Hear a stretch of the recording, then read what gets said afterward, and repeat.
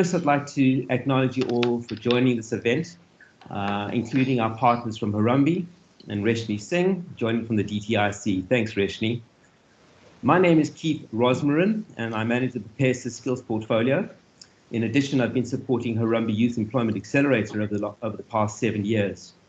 I'm supported today by Coral Albertser from the BPESA Skills Team, Neville Cousins from the BPESA Special Projects, Julia Taylor from Harambee, and Adrian Schofield from the Institute of Information Technology Professionals, the IITPSA. We're grateful for Adrian joining and supporting the process, given his extensive experience and thought leadership in the ICT skills sector. And this is also indicative of our growing partnership with the ICT and ITO sectors especially. We've allocated 2 hours for the session. It may not take that amount of time. This is a consultative workshop, and we'll be looking to you for input and contributions. Please put up your hands in Teams when you'd like to engage with us. I'd like to briefly take us through the agenda, objectives, and context for the session. And Coral, if you wouldn't mind just getting to the agenda slide, that would be great. So I think the intention for us is to just take you through the purpose of why we're here today. I think it's important to talk through the context. The lists can be quite confusing, and Coral and the team will help take us through those lists, and especially the lists for digital occupations, where the focus and the emphasis for today is really around. We'll talk to how the occupations were reviewed by the team over the last few days. And I guess the real focus today is around providing feedback and comments into that process. And we'll talk to what our next steps are. And I guess the big milestone really is to provide submission back to Dhet, Department of Higher Education, tomorrow afternoon. Thanks, Coral. If you wouldn't mind going into the purpose slide. Coral will talk through the process and explain the lists, as I mentioned, and how they were reviewed. But I think what is important is why we're sitting here today. I think first, we're contributing towards the priority skills plan of national government and skills planning for the sector, and demonstrating that our sector is at the forefront to have our hand up to support national initiatives that have a positive impact on the growth of our sector. The input today is critical for the process to recognize relevant qualifications, of course, and certifications for in-demand skills for GBS sector. And by prioritizing our sector skills, this will in turn also help align investment in relevant demand-led skills and competencies required for in-demand jobs. And finally, the input today will also provide Dhet with information to motivate for critical skills visas, where we need to parachute critical skills into South Africa from abroad, in addition to highlighting where we as a country need to develop a longer-term skills strategy to develop these critical skills over time. BPESA and its members have always recognized that a sector skills strategy needs to support and align to our growth trajectory for the sector. And in addition, enabling our sector for 4IR and omni-channel delivery is becoming increasingly important, and that's where the emphasis of today is around. Thanks, Carl. The next slide. But I think it's useful to remind us of the skills journey we've undertaken to this point. And I think we've mapped out a little bit of a journey, I think, just to remind ourselves and for new members joining this session that may not know about that skills journey. So just looking back all the way back to 2018, and between 2018 and 2019, BPESA hosted a number of skills forums in each region to identify global business services specific skills, industry specific skills, and future skills for the sector. This was captured in a GBS Future Skills Framework, or what we commonly call as the Skills Cube, for the first sector skills strategy. And then in 2019, last year, in April, we conducted a critical skills survey, which was undertaken by Knowledge Executive. And that skills mapping and information, together with the skills forum's input, culminated in a published sector skills strategy in 2019. And that's for those people that have not read that, it's available, and we'll, Coral could perhaps put that link into the chat while we're going. In 2020, that's this year, we had a number of technical consultation workshops. We had a session together with our members around the Dhet 3 lists, and those lists are the occupations in higher demand, the list of priority occupations, and the critical skills list. And that feedback was submitted in July 2020, and I'm pleased to say that most of our input was noted with a few omissions, and we rectified that. And Coral will summarize the intent and description of those lists so we are all on the same page.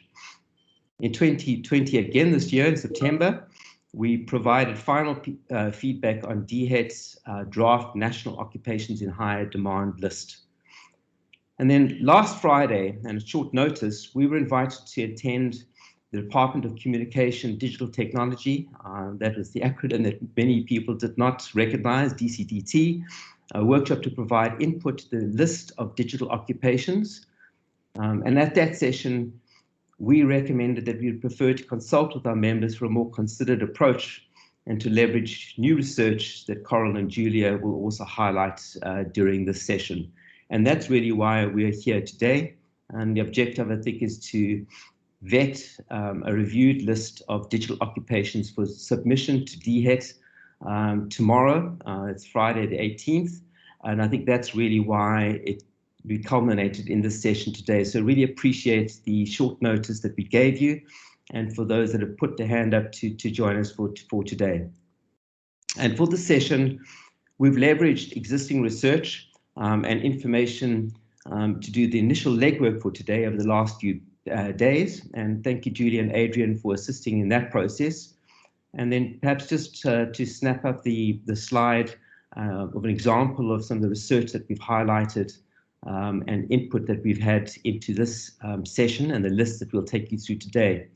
And you'll see that that was a digital skills survey that we did that's represented in our skills strategy that we've looked at as input for our lists today that we'll work through. But I think let's get into it. I'd now like to hand over the reins to Coral to help facilitate the session together with Adrian and Julia. Thank you, Coral. Thanks very much, Keith, and thank you to everybody that has attended this session very last minute. We're very appreciative of you joining us today to contribute to significant work that really has far-reaching implications for our country and our sector. So I'm just going to take you through to the 3 lists that we provided feedback on for Dhet. So as you will have remembered, and as Keith has already taken you through that roadmap, in July, BPESA hosted a technical consultation workshop led by Andy, and the key focus was to give input into these 3 lists of Dhet, so the occupations in high demand, the list of priority occupations, and the critical skills list. We concluded that feedback. We had one more opportunity to submit public commentary on that draft published list. And so we are at a point today where we're requesting feedback on a list of digital occupations that has been put forward by the Department of Communications and Digital Technologies to be included into these 3 lists. So the timing is slightly off, and again we profusely apologize for the short lead time, but this was an absolute last minute opportunity, and we felt better to take the chance to provide the feedback than to let that pass us by. So really, in essence, what we need to do is a vetting of the digital occupation list in terms of how each of those digital occupations are classified as an occupation in high demand, a list of priority occupations, or a critical skill. Sorry, not a list of a priority occupation or a critical skill. And so that's why, you know, for sake of clarity, we wanted to just do a brief synopsis of what these 3 lists actually are. there's a lot of confusion, and in essence, when you have a look at the published list of occupations in high demand, which Dhet have made available, that's really an aggregation of all of the occupations which sit on all three of these lists. So I think it's really important to call out, well, how does Dhet explain these lists? And then that's what I'm going to talk you through. And then in today's session, Julia and Adrian are going to take you through their understanding of these lists and how we should really tackle skills and competencies as the core focus and emphasis. And then what can we do to provide the feedback that essentially Dcdt and Dhet are looking for, so that we can, meet them halfway in that sense. So essentially, according to Dhet, occupations in high demand, that really refers to where we've currently got a big demand for occupations. So that's where they would, for the occupations in high demand list, where they would be assisting to write up new qualifications, get them registered, auditing of existing qualifications, and understanding, what needs to be refreshed and updated in terms of demand-led skilling. And then, of course, for enrollment planning in the PSET system, which is your post-education and training system, and that is then intended to help with career guidance for your learners and work seekers. Your list of priority occupations, this is supposed to be positioned as your list, which is more your future planning around your skills for what needs to be invested in and what is a priority at a national government level and then at a sector level. So this is very important in terms of alignment with the sector skills plans. So this is supposed to be thought of as a longer term idea or viewpoint on what do those priority occupations or those kind of critical skills that then feed into these occupations looks like. And then finally, we have the critical skills list. I mean, this is essentially a recommendation that the Department of Higher Education and Training then puts forward to the Department of Home Affairs to then get put into the critical skills visa. And the intention of the critical skills visa is to be able to parachute in the foreign talent where we've got a skills gap and we need to close it immediately, and we don't have that talent existing and we don't have the time to develop that talent. So I think Adrian has also got a very nice perspective to share in terms of how do we interpret, for example, the critical skills list and, identifying these occupations so that it also doesn't put us into a spot where we neglect the development of those critical skills that can feed into occupations which we should be investing in for future planning and future proofing of our human capital infrastructure. So that's really the synopsis of the lists, and I'm just going to take you through one more overview, and then I'm going to pause for any questions from the audience. So essentially the list that we're working with today is, as mentioned, the digital list of occupations. Now, just to give you some context in terms of where this list has come from, the Department of Communications and Digital Technologies have recently published their National Digital and Future Skills Strategy. That was approved by Cabinet and it has been gazetted. So that is the reason why we are working within their framework to provide feedback on any omissions that we may identify, and then also working with them to say, well, out of all the occupations which have been called out, how would we then need to position them as an occupation in high demand, a priority occupation or a critical skill, so that we can provide that feedback within that framework that already exists and that has already been approved.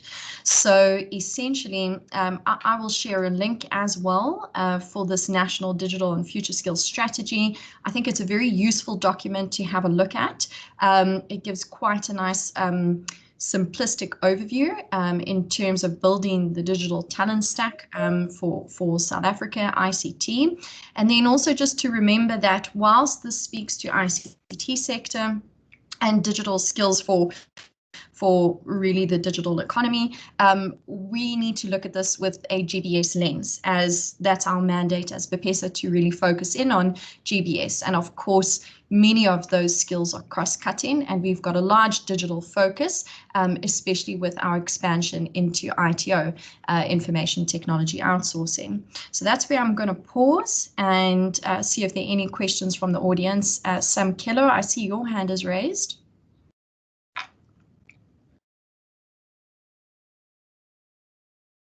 Not sure if you can unmute yourself, Sam Keller. Hi, Carol, thanks. Can you go back to the previous slide? Sure, one moment. Yeah, I've got a question on the LPO. It speaks about priority skills plan. Normally, companies, I think they do it 6 months or quarterly, where they have, one is called ATR, they report, then the other one is called WSP, Workplace Skills Plan. How does this tie into the workplace skills plan that they do? Or will that only be for the company, whereas this is at a national broader level, the LPO? So, Sam Keller, the priority skills plan is obviously at a national level in terms of what the current planning and priorities are, but for the future in terms of what skills development and occupations we should be investing in. When you look at those annual training reports and the workplace skills plan, that's essentially, obviously the submissions organizations have to make in terms of what they've planned and how they've mapped out their accredited training, etc. for various reasons. So now where this is very important is that the input that we give also helps to influence the kind of skills that are recognized, the kind of skills that are invested in, and how do we then get that support in terms of that endorsement from our applicable seaters. So in other words, I think one of those critical touch points are is really, if you look at especially the vetting of existing qualifications and the refresh of their information and their content and their relevancy to demand-led skilling, and you have a look at this, the registration of new qualifications, that's very important, because then that has ramifications for, accredited training, and then what organizations can actually claim back in terms of their skills development levy fees and how that impacts on their BBBEE spend. So I think that's, one of the critical call outs. And so, of course, always to remember these not overlaps, but delays in all of these review cycles. So I think when you're looking at the ATR and the WSP, those are, quite a delay in terms of what has been passed, but heavily impact in terms of how that training is designed for the organization based on really what is accredited in our landscape.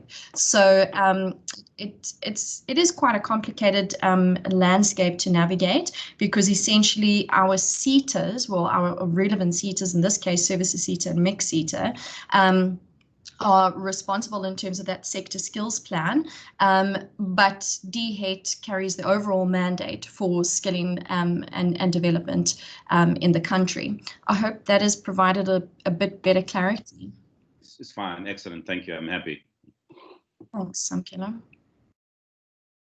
Are there any other questions from the audience?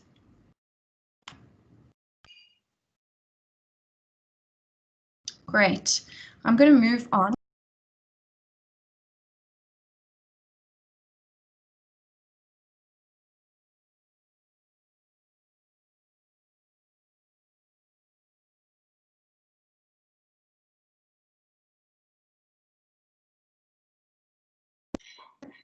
Hi, Coral. Yeah, you might be on mute. Apologies. Thanks, Keith. Busy talking to myself. So I'd like to just take the opportunity to express our gratitude to both Harambee and IIT-PSA for their support in this process and for putting up their hands so last minute.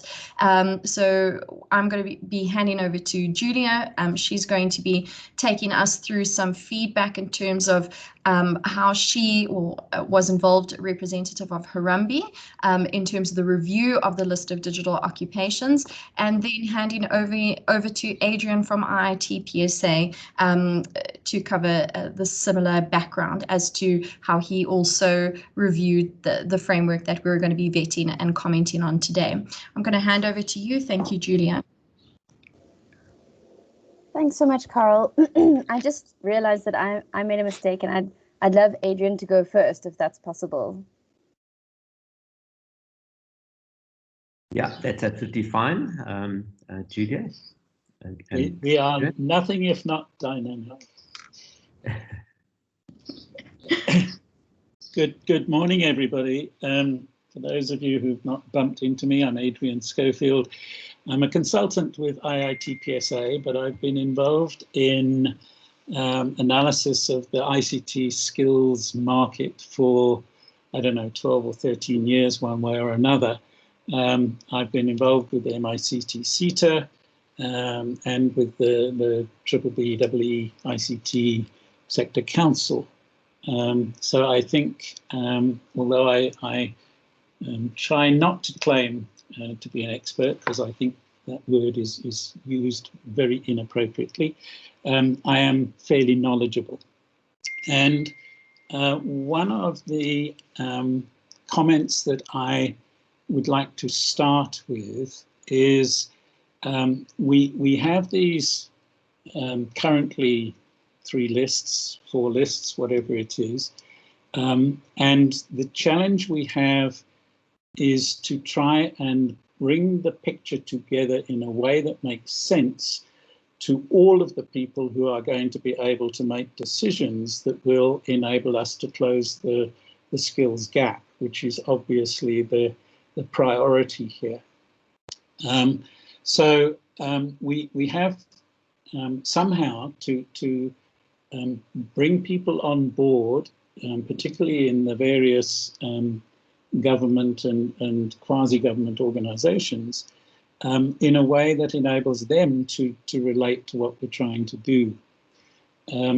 I've at one time did a study on the use of the OFO, Organizing Framework of Occupation codes, in the ICT sector, because I find that they get in the way of making sensible decisions.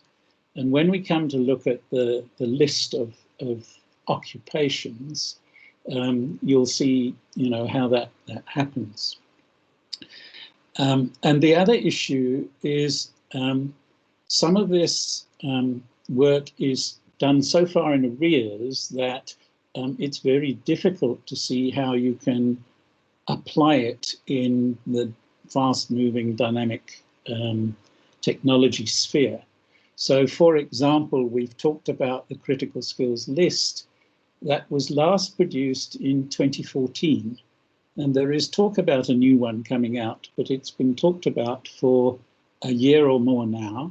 And you have to wonder, how the various professional bodies that are charged with evaluating immigrant skills are relating what they know of the current sector against a list that is now 6 years old.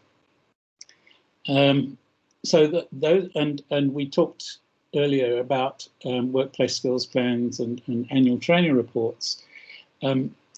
By the time those are aggregated into a sector skills plan, and the sector skills plans are aggregated into a national skills plan, the information provided is so out of date that you would question how the decisions can influence the way going forward.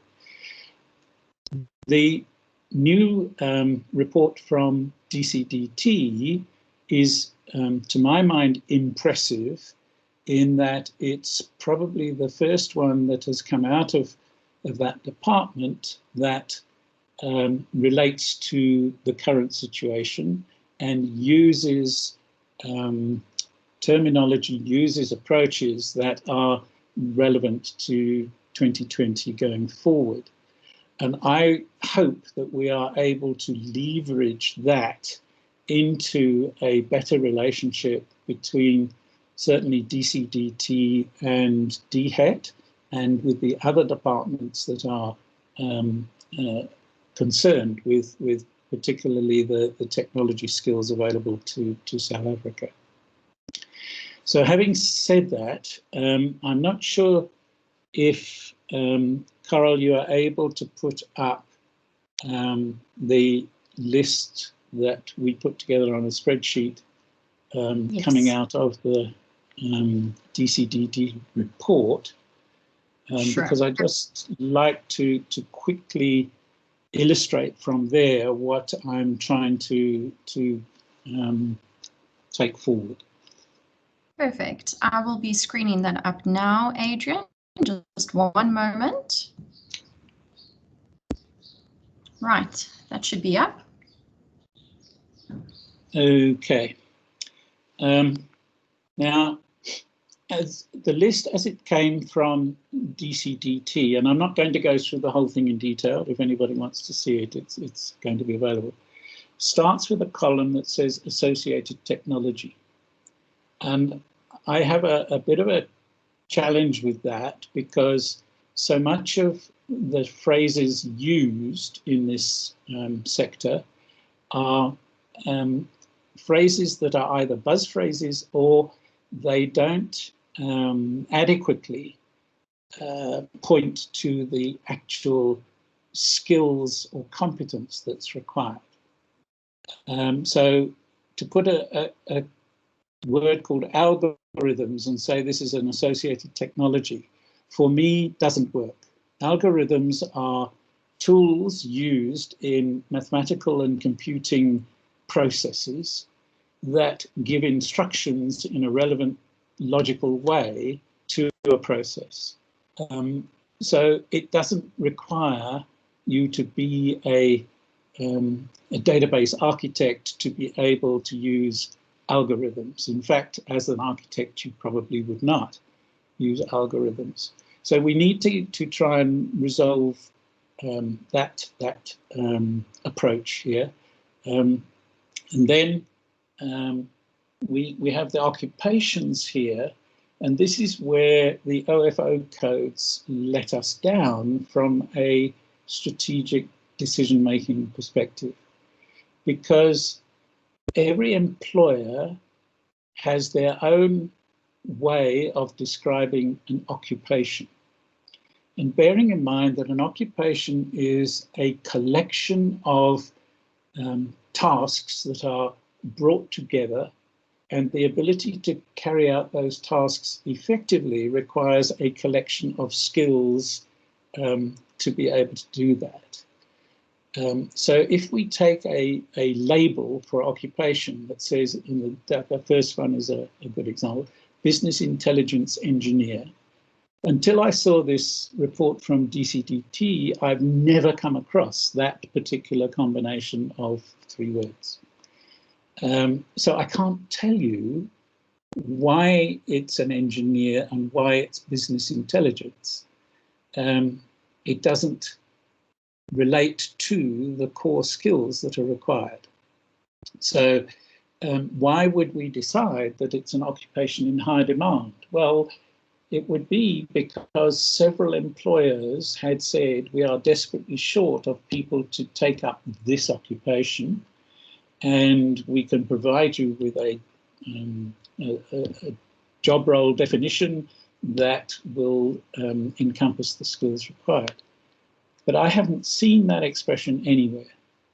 And if you look at the recruiters, if you look at the workplace skills plans reports and so on, I think we need to be cautious about using these occupation labels. And the other interesting thing about the OFO code structure is if you are required to put an OFO code on an occupation for a training report or a skills plan, or to get authority for a grant or whatever it is, and you don't like the words that are already there, you're able to go to the CETA and say, I want a new code. And they'll give you one because they're not sufficiently versed in evaluating what you're asking for against what's already there. And The other one is this wonderful expression that has emerged called data scientist, and this is the one that the minister says she's going to create 1 million of them over the next 10 years.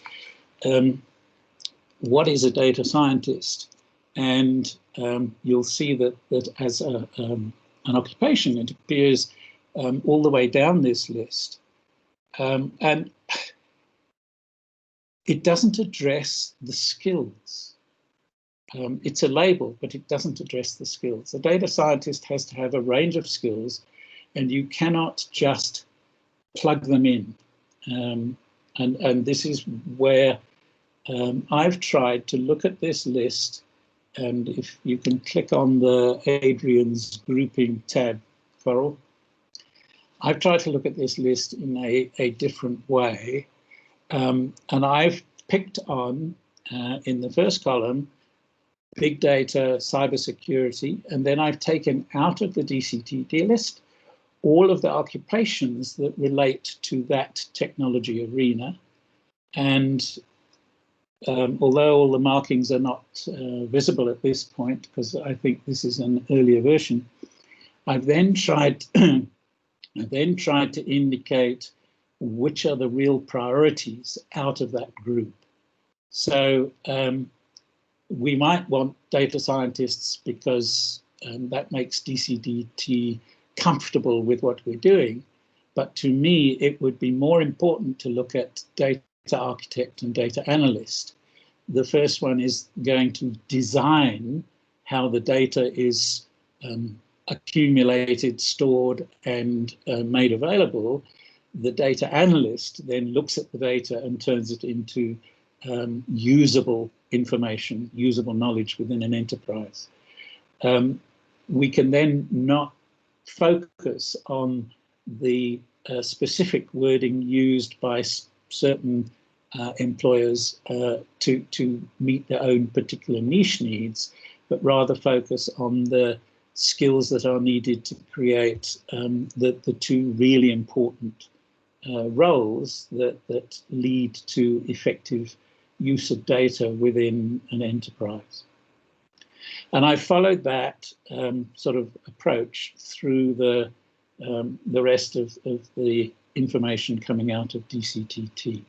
And I think I'm going to leave it there for now and ask Julia to come in and pick up on what I've said and the Harambee team's analysis of the Dcdt input. Thank you. Thanks so much, Adrian. Great. So, Carl, if we can go back to the slide where with a bit of an overview of some of the research we've done. So just as a reminder, my name is Julia and I'm from Harambee Youth Employment Accelerator. We are an organization that's partnered with BPESA for a long time, so hopefully most of you know us. But we try to link unemployed young people to opportunities and also to kind of shift the system within the labour markets in South Africa to create new jobs for young people. So thanks, Carl, for the slide.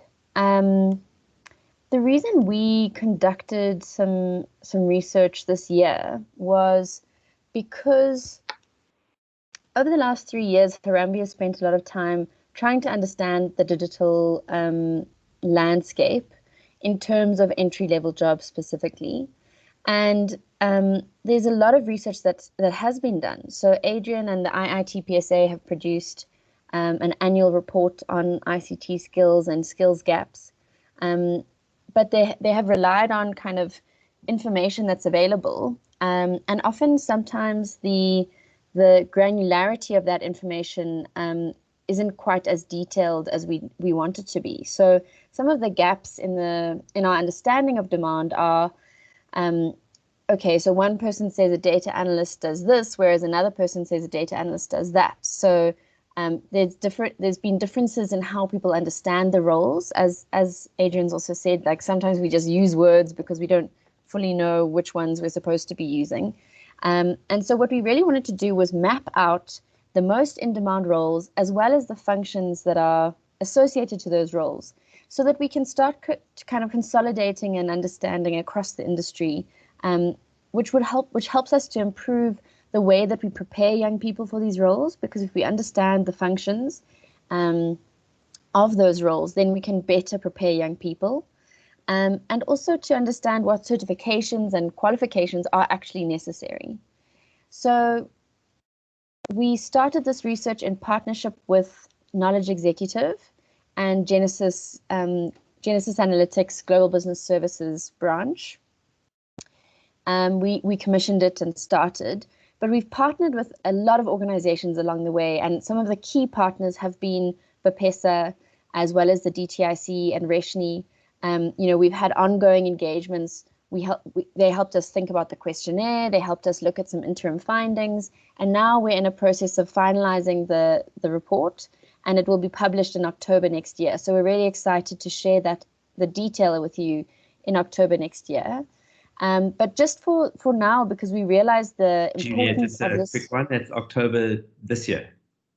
Oh, sorry, did I say next year? Sorry, October this year, next month. Sorry, I think I was thinking next month. Thank you. No, we're not going to take a year to edit, I hope. Yes, October as in next month. And so we are, we've managed to kind of realize that this opportunity and this time we have to influence the Dhet and Dcdt understanding of critical roles is just too good to miss. And so we really wanted to use some of the findings, even though it's not published yet. And so some of the key things that we've identified are in this slide.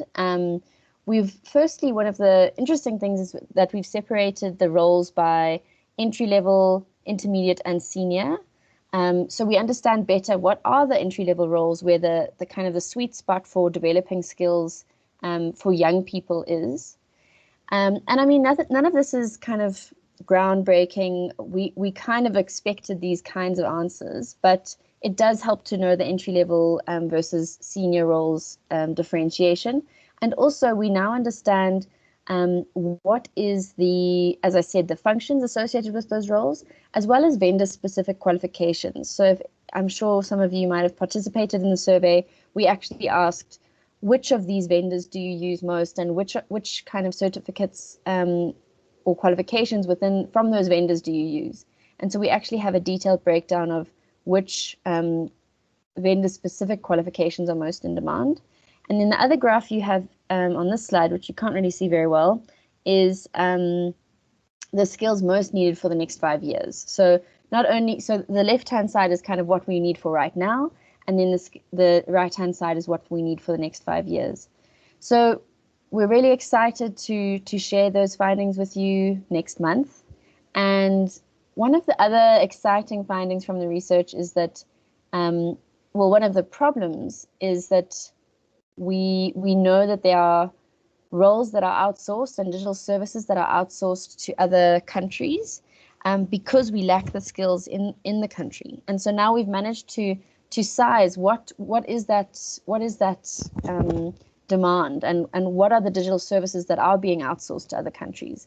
And that'll help us to really refine and target our strategy as South Africa to try and reshore those jobs. So that's a really exciting other kind of key finding.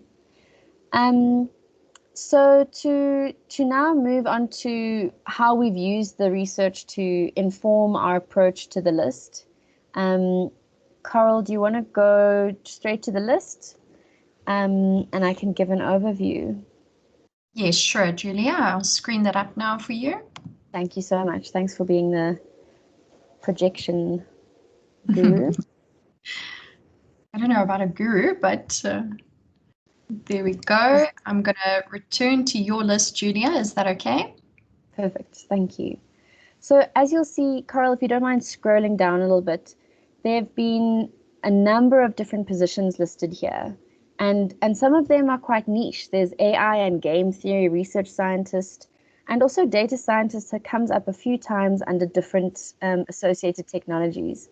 So what we actually have done is put crosses under the skills gap occupations in high demand, critical and priority columns, where we have found those roles have come up in our research, and also where they've come up under not only the roles in high demand, but also the next generation kind of most in-demand roles. And so, Coral, if you don't mind using the occupations in high demand column and just filtering to only show the X's, yeah. Thanks. So you'll see that in line with Adrian's philosophy as well, we actually need to simplify and get kind of simplify and understand the reason why we're highlighting these specific roles. And so you'll see here we've only got kind of a subset of the whole list that Dcdt had, but we've highlighted where the ones that we think are most in highest demand based on the research. And then the red highlighted ones are actually roles where it wasn't on the list and we think it should be. So that's data analyst, cloud architect, DevOps engineer, and systems or solutions architect. And then the orange highlighted ones are actually on the OFO framework somewhere, but not on this list for some reason. And so we do want to highlight these because we do think they're still relevant, for digital and 4IR in the country at the moment. And what we found is that actually the occupations in highest demand in terms of number of vacancies is actually the computer network technician. So it's really important to us that is still a focus. And then we looked at, so all of these you'll see have crosses under occupations in high demand because we know that they are in demand based on our research. And just to highlight 2 more points on the research, we conducted it over the last 6 months, and we managed to interview over 100 businesses across 15 different industries.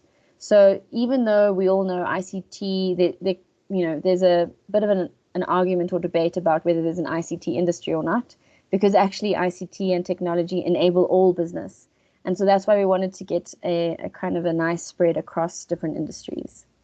So that was where the research came from. And so we've highlighted occupations in high demand if they appeared at all.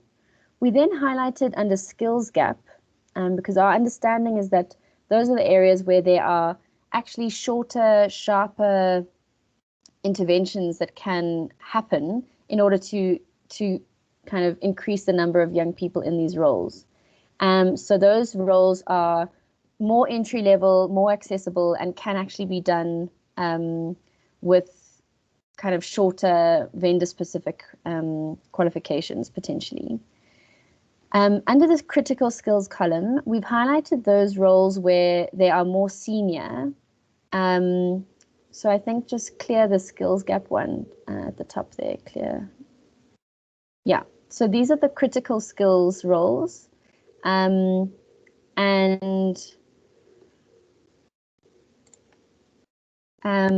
this means we've only said critical skills if they are more senior and actually, as Carol explained, wouldn't be able to kind of be trained up very quickly. So we do think that there's an important role for critical skills in South Africa because, what we've actually found with employers is that there is a reluctance to hire entry-level skills if organizations don't have the management capacity to take them on. And so one of the challenges has been, finding the right senior capacity actually. And that's why I think we do feel that critical skills and leveraging existing skills from around the world is an important aspect to our kind of digital skills strategy. And then finally, the priority skills, we basically felt all of the areas where there's occupations in high demand, but potentially where there isn't much kind of focus at the moment, but we do think that there will be future focus, are the priority occupations.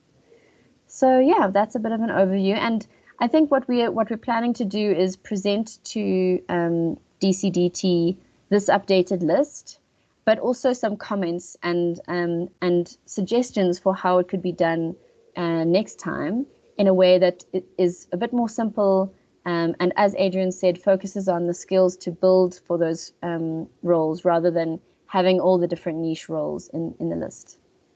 Thanks, Carol. Thanks very much, Julia.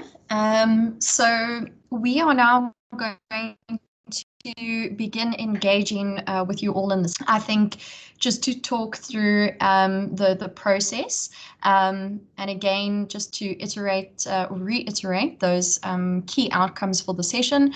So it would be to get those occupations classified as either one of the three other lists or more than one.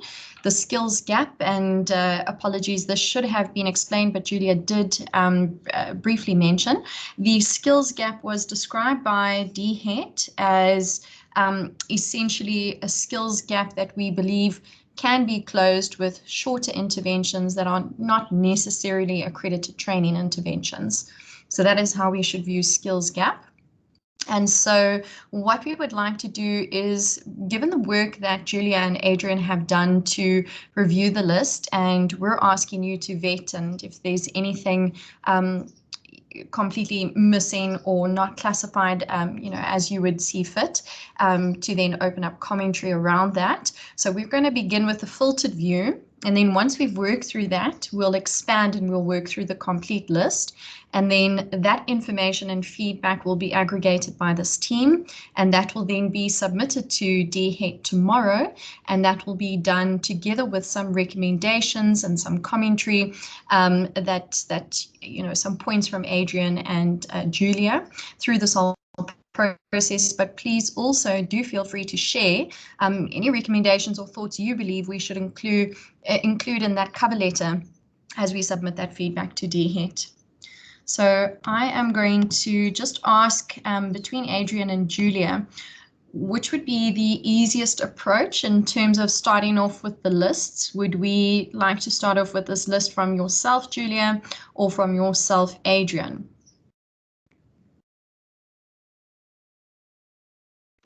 The problem I have is that the list that you got for me is not the one I sent you earlier this morning.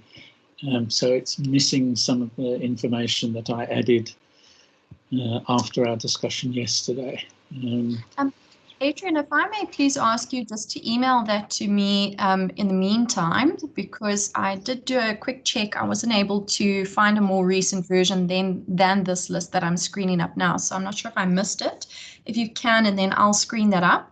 And then while I wait for that, maybe we can just take some questions from the audience, and then we will just use the normal kind of etiquette in these sessions with just a hand raise, and then allowing you to raise your questions or comments. Okay, I'm doing that. Thanks, Adrian.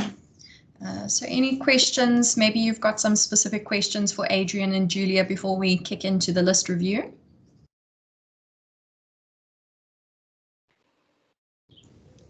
Carol, maybe if I can suggest, maybe we should start on the filtered view while Adrian's sending through his update. Sure, on your filtered view, Julia. Yeah. Great. Would you like to begin with the occupations in high demand? Yeah, I think maybe we can just ask the audience or participants if they one of the issues that we've identified with the list, I can't remember if I said it or not, is that there are multiple instances of kind of replication or duplication.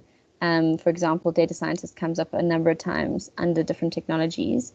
But aside from that, if everyone looks at the filtered version of the occupations in high demand, are there any where you're currently like trying to find these roles, and you think you don't see it here, or it's not appearing, or it couldn't be fit in within one of the existing roles that's there? Coral, maybe if you can filter on occupations in high demand again so that it's all a bit shorter, please. Great. So Julie, I just want to check in. So you want to filter out the occupations in high demand, or do you want to go kind of occupation by occupation, and then get that feedback from the audience? Will it be easier to do the in-demand occupations first, and then isolate? All right, great. So Thanks, from Julia. this list, so this is the list that we've kind of said of the overall DCDT list, we think are the most in-demand roles. So is anyone here finding that there is a role missing that is vital to your organization at the moment?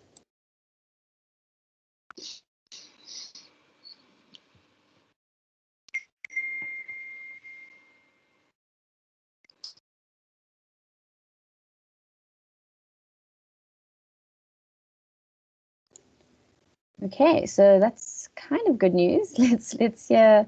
I mean, does anyone have any comments? I'm assuming that the silence means that they don't feel that there's any additional roles that are missing from this list. Great, Samkelo.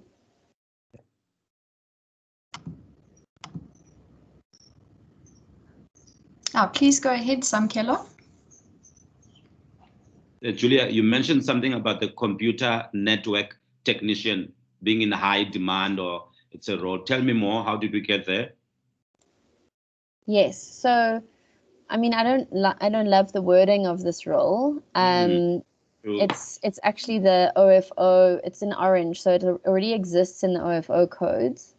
But it is also known as IT technician or help desk support IT administrator.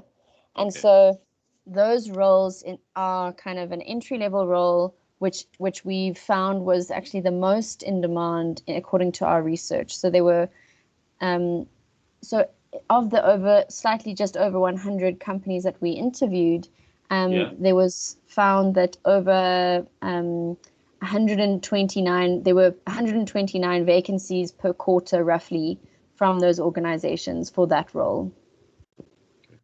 Okay, excellent. Thanks, Julie. Cool. Thanks, Samkelo. Any other queries from the audience, or shall we move forward with I see there's a hand. Great, please go ahead, Judy. Hi, sorry I had to join late. One of the things that is a critical thing in our world is learning technologies. So with the need to be able to upskill our sector, particularly during this time and with recent experiences, the ability for people to have instructional design, e-learning and learning tech, virtual reality, augmented reality types of skills, I think are critical for any learning team in our sector, simulated learning, etc. So it's probably an application of the above, but it's often not seen as a priority, but it's quite key. Thanks, Judy. That's actually a great point. It did come up a few times in the research, but it wasn't like high numbers of vacancies. So we did put it in here under digital learning content developer, and I'd be interested to hear your thoughts on that role name. But we've put it as a priority for kind of future learning. But I don't know, would you say it should be what would you say it should be kind of crossed off as under those different columns? Yeah, as an occupation high demand as well, Judy? Definitely, because all of the other skills are going to be developed by somebody who can use digital learning specialism to do it. So, you know, the virtual delivery of training in the space of any of those, it's going to require a learning professional who has a dual tech software and learning instructional design skill. It's maybe there's not a huge number of them, but they're very rare and very difficult to find. So it would definitely be a skill that we need to develop a pipeline for. Right. I think that's noted. Thanks for that, Judy. just with regards to Julia's comment, any thoughts around the way in which we're naming this occupation as a digital learning content developer? Does that cross-cut areas in instructional design, having skill sets and actually writing digital content, the theoretical understanding of putting together pedagogical approaches, etc.? Yeah, I think that's the challenge, is because sometimes learning content developer is misinterpreted with a graphic designer or an animator. So, I would definitely say instructional design would be a critical element somewhere in there, but it could form part of it as long as the understanding is clear. Brilliant. Thanks, Judy. Okay. Great. I see. I'm going to take Reshni.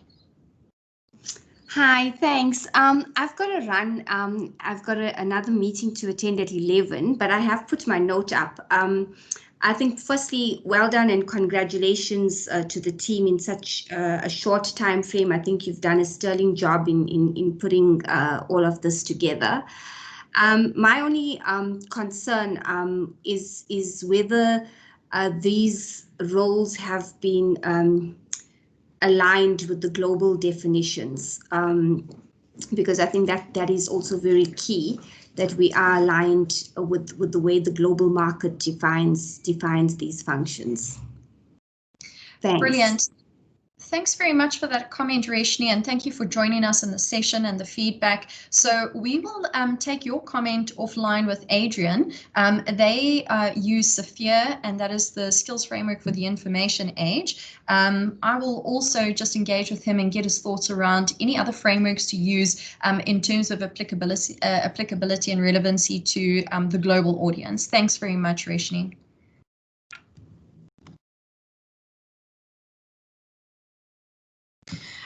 Great. So, Samkelo?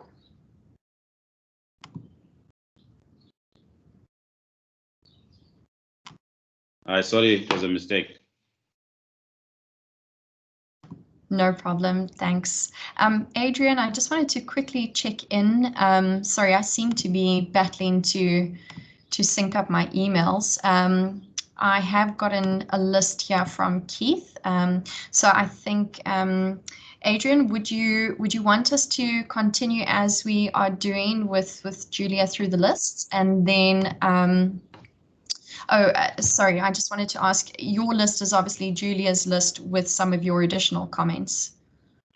Well, my list is, my list is resequenced, because I've grouped what I see to be related occupations together, so that it becomes easier to see where we should allocate resources when it comes to the skills development to achieve the outcomes of those roles.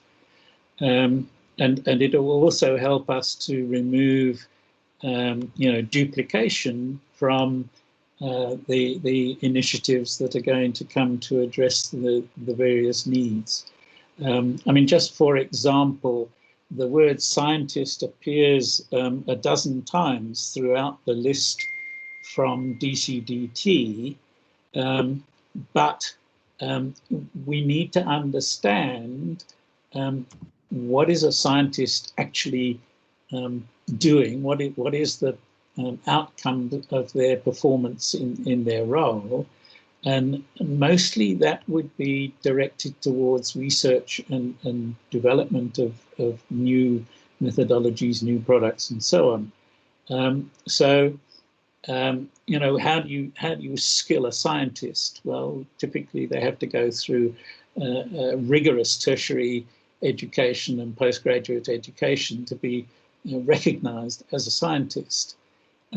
Unfortunately, the word gets used like it's some sort of a job within an enterprise, and generally speaking, it is not. So I would be trying to separate out those roles that we are, not going to be able to address in terms of creating more valuable output from enterprises, whether they in the GBS ITO sector or in the broader use of technology.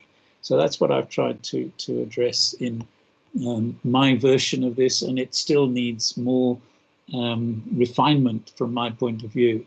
I mean, you'll see on screen, I've objected to the word digital in a whole bunch of roles where we're talking about the creative occupation of using digital tools to put, oops, where did that go? It looked so pretty. What have you done with it? There we go. Should be back. Yeah, it is. You know, we are using this word digital, and I'm not blaming us collectively, but you know, we are responsible for it. We're using this word digital as though somehow it creates something very different from what was there before. So a graphic designer designs graphics using whatever tools are to hand. You know, that's it. You are an artist first, and you are using tools second. And we need to look at how we're building the competence of a person to perform these roles at a level required of them. And one of the approaches, if you go to the top of the spreadsheet, you'll see on the right-hand side, I've put some notes around core skills areas. When we're developing technology to serve a purpose, we have to go through processes. We have to design it, we have to create it, we have to implement it, we have to maintain it, and we have to control it. And if we look at each of those areas, then there are certain roles that easily fit into those processes. And we should be looking at building the competence collection of the people performing those roles, bearing in mind the stage of development and implementation that falls into their area of responsibility. And I'm hoping that we can find a way of getting this message through Dcdt and Dhet, that we should be looking at, you know, can people write code that makes sense? Can people analyze data in ways that make it useful? Can people investigate things that are going wrong in a technology sphere in a way that resolves the issue and prevents it happening again? I mean, why on earth somebody would come up with crypto crimes investigator? I have no idea. Okay, what is a crypto crime? Crime is crime.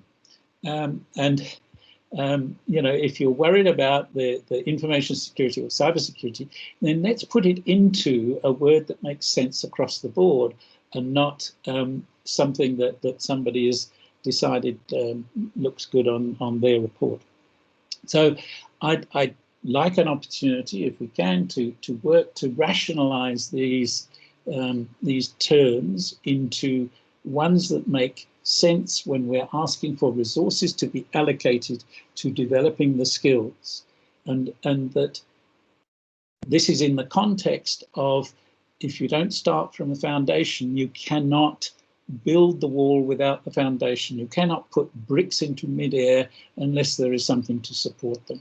So we have to talk to basic education as well as higher education to make sure that we have enough people coming through the skills development process, the education pipeline, who are curious about how to use technology to make their lives better, to enable them to create economic value. The specialism can come later. You learn that once you've got the foundation in place. You cannot, that's why we have immigrants, because we are not so good at developing the pipeline. And immigrants come here because there is a demand for them at their level. They've already gone through the pipeline, and we're going and stealing them off the tree after they've ripened. We need to have more fruit on our own tree as far as that's concerned. Thank you. That's brilliant. Thank you so much, Adrian. And I think an incredibly useful way to actually take a look at this list and to make sense of it in terms of how do we understand, where those areas of focus need to be along the skills value chain. So I think then, and apologies to the group for the lag time in presenting this aggregated view of feedback from Julia's side and Adrian's side. But perhaps what I can suggest is that we will flow through each of these occupations and then get the feedback on how this is being classified, if there is any. And then I think as well, if we could potentially get some feedback as well around Adrian's input and commentary and his positions in terms of how do we look at ways in which we can rationalize and put together occupations or naming conventions that are applicable and relevant. Adrian, will you be happy with that approach? Yes, indeed. Thanks, Adrian. So I'm going to go ahead. I'm going to start off with the first item of the data scientist, marked off here as an occupation in high demand, a critical skill and a priority skill. So Keith, if I can also just ask you to flag any hands from the audience, and please, if we can just ask that you do raise your hand if you've got anything to query there, if you disagree with that classification, or if you have any commentary on the actual occupation name. Great. So, sorry. Yes. Coral, if I can, I made a note on the other version on Julia's list that a data scientist must be able to understand coding, statistics, machine learning, calculus and algebra, data visualization, and software engineering. That is a whole range of skills. Okay, you cannot just create a data scientist. And what I'm hoping we can do is to be able to illustrate that pipeline that creates this data scientist after a range of education and training interventions plus experience, so that this data scientist is not something that you can create 1 million of because you've put them through a 6 months training course. I don't want to denigrate what the Data Science Academy doing in Cape Town. I think they should be or are producing people who understand data science as opposed to producing data scientists. But we need to get those interventions into context so that we can see how the longer term skills gaps will be filled because we have started the pipeline earlier in the chain. Thank you for that feedback there and that note, Adrian. And again, to the audience, please raise your hand at any time. If you've got a question that is specific for Adrian, please do raise your hand. All right. I'm going to move on to the next occupation, a data analyst, which is being classified here under all of these, the 3 lists, as well as a skills gap. And remember, this is just an aggregated overview that we've received from both Harambie's side and IIT PSA. Any queries on data scientist? Next occupation, big data specialist, developer, engineer. That's been classified as a priority occupation. A business intelligence engineer. And again, I think that there was some commentary raised in our discussions in the build-up to the session around the naming used here for a business intelligence engineer. Have you got any comments you'd like to add to the audience, Adrian? No, I think I expressed my views on the terminology earlier. We throw the word engineer in to technology because we think there is a relationship, but it's not necessarily appropriate. Engineers have a specific approach to how solutions are developed and how they're constructed. And what we should be looking at here is the ability to take data and turn it into knowledge that is relevant to the business enterprise. And that role is already dealt with in terms of analyst and architect, in my view. Why do you need a new title for something that you've already dealt with? Thanks for that, Adrian. Great, I'm going to scroll down and just reiterate the fact that we're going to be covering all of the filtered occupations. An information security specialist marked off as included under all three of the list, as well as a skills gap. A cybersecurity specialist. Yes, sorry, Adrian. Yeah, I mean, if cybersecurity is the issue, then let's have a cybersecurity specialist, which assumes that is somebody who has got the appropriate qualifications and has the experience to be able to apply their knowledge in a very effective way. And the only point I would make is that you can then bring some of those other terms that have been used into this one and deal with all of those issues in one go. Great. Thanks, Adrian. I'm going to just add. And Carl, if I may just add into this discussion, I think especially where we have noted critical skills, what is important that has been, I guess, highlighted also by Dhet is that before they motivate or submit to Department of Home Affairs for visa flexibility, it'll be important to actually have detail around that occupation in terms of its functional competencies and skills as well. Thanks very much for adding that in, Keith. And it is a very important comment. The feedback we have received from Dhet is that they are only able to put forward a list which motivates for those occupations to be included in a critical skills visa. If there is not enough compelling evidence and research to justify or warrant that suggestion, that simply won't be addressed and included into a critical skills visa. So it's really a big responsibility to make sure that we can provide as much information and compelling evidence to motivate for the inclusion of a specific occupation in a critical skills visa.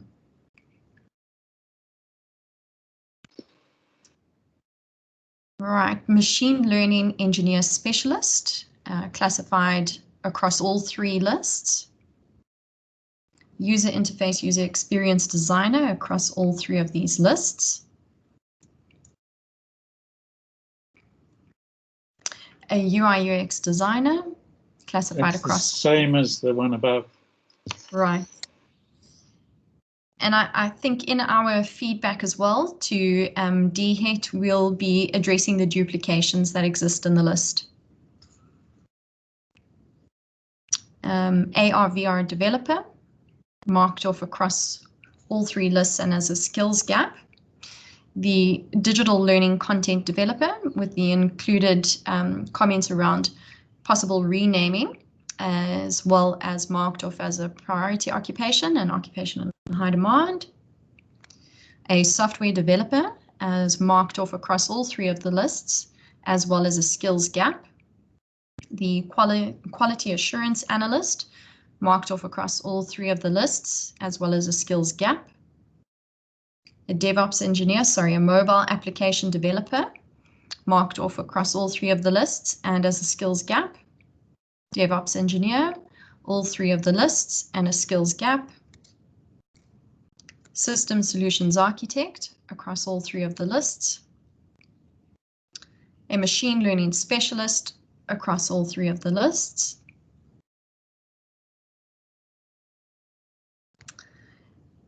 an IoT technician across the occupations in high demand, as well as the critical skills and a skills gap.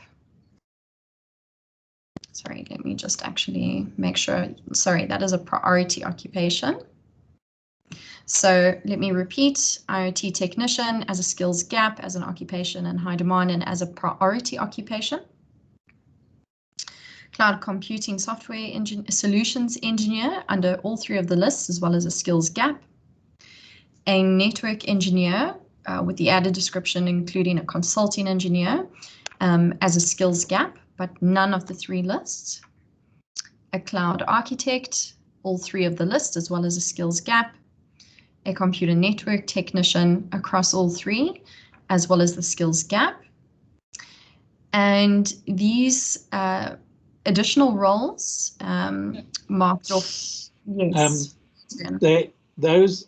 Those management roles I inserted because you have to have some understanding of what's happening at the top level of an organization as far as technology is concerned. So I just put that in for that information. But really, project manager had appeared in the Dcdt list earlier, with Julia's research having identified it as in the other lists as well. My only concern is project manager is a generic term that can apply in almost any industry. So we need to understand what are the real skills needed to be a good project manager, as opposed to, are you project managing laying a pipeline or building a software solution? Absolutely, and I think that's a very critical observation. Thank you for sharing that, Adrian. Great. I think at this stage,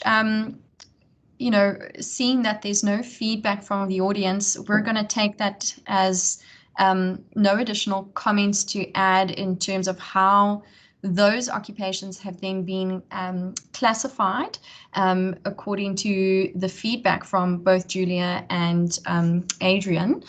So I don't know if it necessitates running through the additional occupations.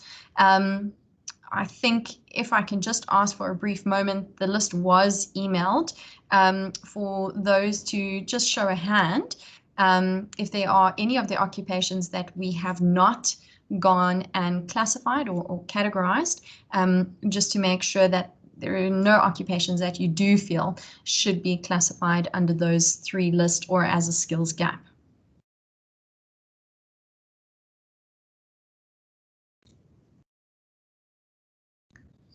And if there isn't any feedback from the audience in terms of any of these occupations which we did not map, I think then we would take that that there is an agreement or we're in alignment around how this list has been simplified. And essentially it will be one of the recommendations we put forward in our feedback submission tomorrow, is also how do we simplify lists which are more applicable rather than having ultra complexities that do not lend themselves to flexibility, and being able to keep pace with demand-led skilling. Carol, if I may as well just add into that, what we discussed as a team, we do need to submit this tomorrow, but I think should you, together with perhaps teams that you have back at the office that you can engage with, come up with something that you feel should be added, we'd want to cut off for 9:30 tomorrow morning for that input. So you still do have an opportunity to support us in submitting or making changes to this list. Thank you, Keith. I think if there's no further feedback from the audience, I'm going to ask Keith if you're happy for Adrian and Julia to close up the session, and then post this session, we'll be emailing out this list so that you can disseminate that within your team to get feedback before 9 or by 9:30 tomorrow morning.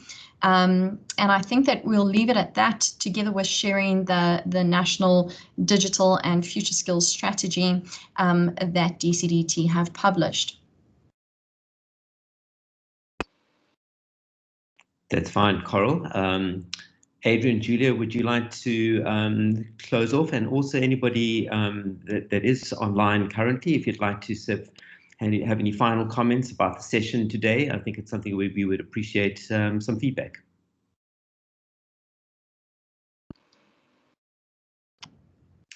Go ahead, Adrian. Thanks. I'm doing an age before beauty, Julia. Sorry. I think we need to get DCDT on board by using the terminology that they've put into their report, but showing them what we believe to be a better way of presenting it. So that when we take it out of the department to other departments, other stakeholders, it makes more sort of logical sense in the way things are grouped together. So I hope we can accomplish that. I'm happy at this stage that we've managed to avoid any further discussion of OFO codes, but I suspect that it will raise its ugly head in the negotiations with Dhet, and somehow or other, we still have to filter what goes through them to the Department of Home Affairs in terms of revising the immigration criteria for critical skills. But in the limited time available between now and tomorrow, I will do whatever I can to assist in creating that logical flow. Thank you.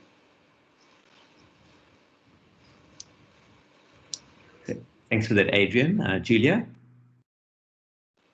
Thanks, Keith. Yeah, I don't have anything further to add. I think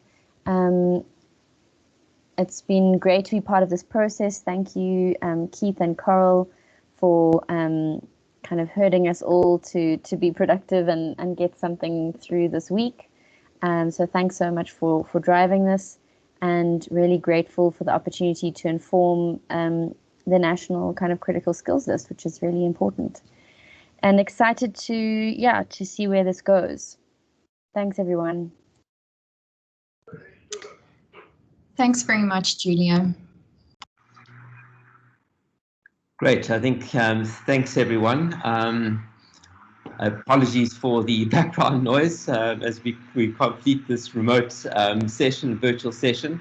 But I think once again, thank you very much indeed for everybody joining and for participating, and I think helping to keep us efficient. We've saved you a little bit of time this morning, so thank you for that as well.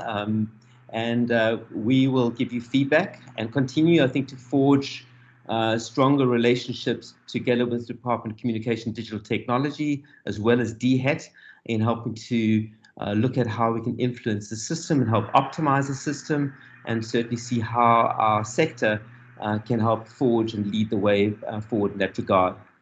So much appreciated to everybody, and thanks very much for joining. We will close off the proceedings. Thanks. Hold on, I'm just checking if there's any news coming through. Thank you. Thanks, appreciate the feedback, Marianne.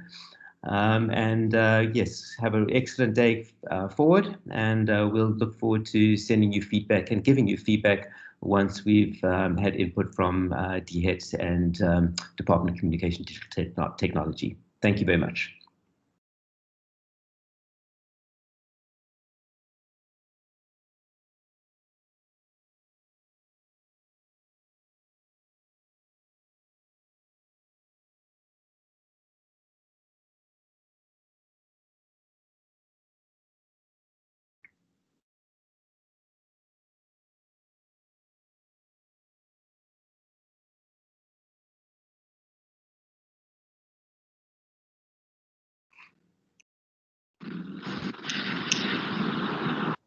Hi, Sidwell.